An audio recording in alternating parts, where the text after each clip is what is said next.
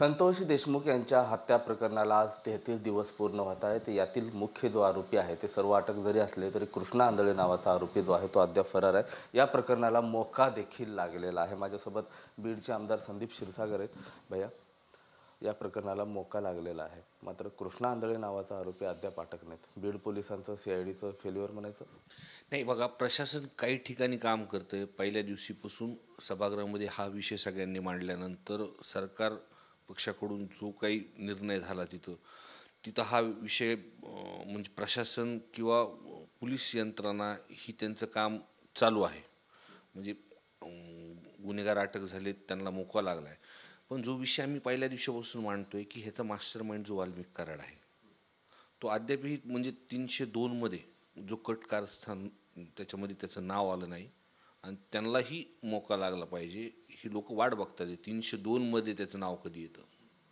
विष्णू चाटे याला 302 प्रकरणातच आता CIDनं ताब्यात घेतलेला आहे. 2 दिवसाची CID पोलीस कोठडी पण मिळालेली आहे. काल ही गोष्ट माझ्या कानावरती आली. त्यांचे तपासणीचा भाग जे काही मला माहिती ते आत्ता इथं बोलणं योग्य नाही आहे. ते नक्कीच काही दिवसानंतर लगेच लक्षात येईल. परळीमध्ये एक घटना घडलेली आहे. अभिमन्यू क्षीरसागर नावाचे सरपंच होते. राखेच्या हायवानं त्यांना रात्री अपघात झाला आणि त्यांचा त्याच्यात मृत्यू झाला. कसं होतं? मला सकाळी कानावरती पण ह्याची पूर्णपणे माहिती घेऊन मला बोलावं लागेल. ते राखे संदर्भात जे काय हायवा तिथं चालतात तो विषय तिथं खूप जणांनी मांडलेला आहे. पण मला आत्ता सकाळी कानावर म्हणजे माहिती घ्यावं लागेल मला. वाल्मिक कराडावर एक आरोप होतोय की हार्वेस्टिंगमध्ये अनेक जणांची योजनेचा लाभ देतो म्हणून फसवणूक झाली, आर्थिक लूट झाली, अशी माहिती समोर येते. ही मागच्या इलेक्शनच्या वेळेसच हा प्रकार झाला होता. माझ्याही कानावरती आलं होतं. कोण का लोकांकडून कार्यकर्ते कोण ऐकलं होतं. तिथं त्यांचा वाद पण झाला होता. ही खासदारकीच्या इलेक्शनच्या वेळेस होतं. ही वस्तुस्थिती आहे तिथे. त्या लोकांना तिथं मारहाणसुद्धा झाली होती. पश्चिम महाराष्ट्र असेल, मराठवाड्यातले जे ऊस उत्पादक आहेत त्यांचा समावेश देखील येतो. मला नावं कुणाची माहीत नाही, पण या संदर्भातला हा विषय झाला होता. आता या प्रकरणाकडे कसं बघता? आज 33 दिवस पूर्ण होत आहेत. नाही, या प्रकरणात मी नाही, सगळेच वाट बघून आहेत की जे काही सांगितलं की फास्ट ट्रॅकवरती अंडर ट्रायल आणि सगळेजण पहिल्यापासून ही वाट बघतात की ह्याचा जो मास्टर माइंड आहे काय आहे, हे गुन्हेगार हे पोरं जे बनवलेत, ज्या माणसाने बनवले तो वाल्मिक कराड आहे. आणि या पहिल्या हा गुन्हा पहिले असं उघड झाला म्हणून हे दिसतंय. पण हे परळी पॅटर्न जे चालतं तिथं हे असे अनेक गुन्हे तिथे झालेले आहेत. संतोष अण्णा देशमुखचं जे घटना बघितल्यानंतर जे लोकांना कळाल्यानंतर लोक रस्त्यावरती उतरले आणि या घटनेच्या नंतर खूपशा लोकांना ज्यांना ह्या अडचणीकडून समोर जायला ती सुद्धा रस्त्यावर उतरतात. तुम्ही मोर्चा जर बघितला तर लोक गाड्या लावायची गरज नाही. आणि हा पहिला महाराष्ट्रातला इतिहासामधला मोर्चा असेल की सर्व जातीपातीचे लोक त्या मोर्चामध्ये येतात. सगळ्यांची एकच भ्याव आहे, ते कुटुंबाला न्याय भेटला पाहिजे.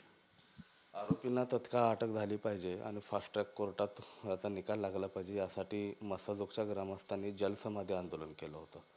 मात्र प्रशासन आश्वासन दिल्यानंतर आंदोलन मागे घेतलं. आज त्यांची बैठक आहे. पुढची दिशा आंदोलनाची ठरणार आहे. त्या आंदोलनात तुमचा सहभाग असेल? नाही बघा, काल म्हणजे त्यांच्या परिवाराशी भेट झाली होती तिथं स्टेजवरती.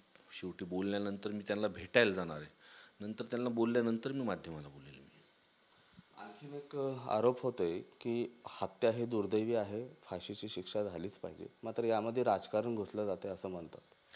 बघा, राजकारण ह्याच्यामध्ये नाहीच आहे. एक तर मी विरोधी बाकावरती आहे. जे आमदार सुरुवातीपासून आले त्याच्यामध्ये धसांना असतील, प्रकाशदादा असतील, नमिताताई मुंदडा असतील, हे सर्व आमदार जे आहेत ते सत्ताधारी पक्षाकडून. कुठं अभिमन्यू पवार म्हणून आहेत ते भाजपचे आमदार आहेत. त्यांनी सभागृहामध्ये हा विषय मांडला.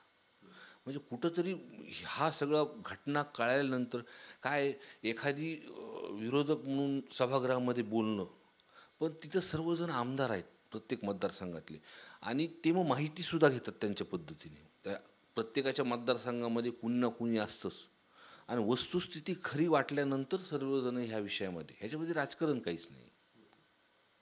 आता पुढचं पाऊल काय राहील? आज 33 दिवस पूर्ण होत आहेत. संदीप क्षीरसागरांकडनं काय पाऊल पुढचं राहील? नाही, मी त्यांच्या कुटुंबाशी एकदा चर्चा करणार, गावात सुद्धा जाणार आहेत आणि सर्वच हा काही मी एकटा काही करत नाही ह्याच्यामध्ये. सर्वच जणांमध्ये धसांना असतील, प्रकाशदादा असतील, हे सर्वच जे सिनियर आहेत हे सर्वांची चर्चा करून ह्याची दिशा ठरवू आम्ही. अनेक वेळा तुम्ही मंत्री धनंजय मुंडे यांचा राजीनामा देखील मागितलेला आहे.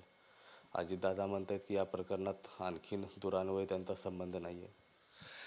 हे बघा, पहिल्यापासून जे बघितलं, एक तर गुन्हा नोंद होण्यासाठी जे 10-12 तास उशीर लागला, त्याचं कारण काय? मी पहिल्या दिवशीपासून म्हणजे CDR जर तपासले त्या काळामध्ये गुन्हा नोंद करण्यासाठी कुणाकुणाचे प्रशासनाला फोन आले. मग त्या एरियातले DYSP असतील, ते पोलीस स्टेशनातले प्रशासन सगळे अधिकारी असतील किंवा त्यावेळेसची SP असतील, ह्यांचे कॉल रेकॉर्ड जर CDR जर काढले तर आपल्याला पूर्णपणे ती लक्षात येऊन जाईल. मग कुठंतरी यंत्रणा हरवू नका करू. किंवा त्यांनी जेव्हा ते पुण्या इथं एका ठिकाणी सरेंडर झाले, मला तेही कानावरती आलं की 28 तारखेपर्यंत एक मोठ्या हॉस्पिटलमध्ये ते ॲडमिट होते. म्हणजे हे सगळं प्रकरण जेव्हा लोक रस्त्यावरती बीडमध्ये 28 तारखेला उतरले तेव्हा त्या हॉस्पिटलमधून ते तिथून फरार झाले. मग एवढं कुणाचं संरक्षण त्यांना भेटतंय? आणि धनंजय मुंडे साहेब स्टेटमेंट केलं की ते माझ्या निकटवर्ती आहेत आणि ते सरेंडर होताना सुद्धा त्या ऑफिसमध्ये गाडीतून आले. म्हणजे पहिल्यांदाच आपण बघितला. मग कुठंतरी संरक्षण त्या मंत्रिपदाचं त्यांना भेटतंय, त्याच्यामुळे त्यांनी राजीनामा दिलाच पाहिजे. विष्णू चाटे याला 24 दिवस कोठडी मिळाली तरी देखील तो मोबाईल ताब्यात दिला नाही. सूत्रांची माहिती आहे तो सहकार्य करत नाही CIDला, SITला.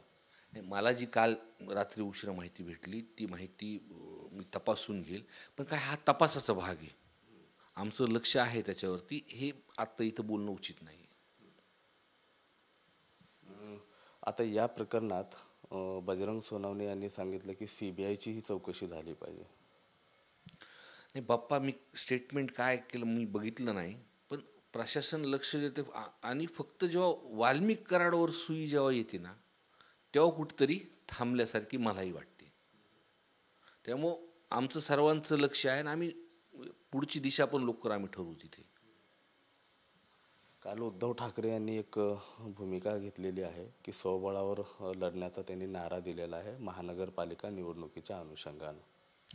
माझं पक्षश्रेष्ठींची ह्याच्या संदर्भातलं बोलणं झालं नाही, स्टेटमेंट मी बघितलं, पण मुंबईला गेल्यानंतर पक्षश्रेष्ठींची चर्चा करून ह्याच्यावरती बोलेल. हे होते संदीप क्षीरसागर, बीडचे आमदार आहेत. त्यांनी सविस्तर बातचीत केली. कॅमेरा पर्सन विनोदसह मी महेंद्र कुमार मुधोळकर, TV9 मराठी, बीड.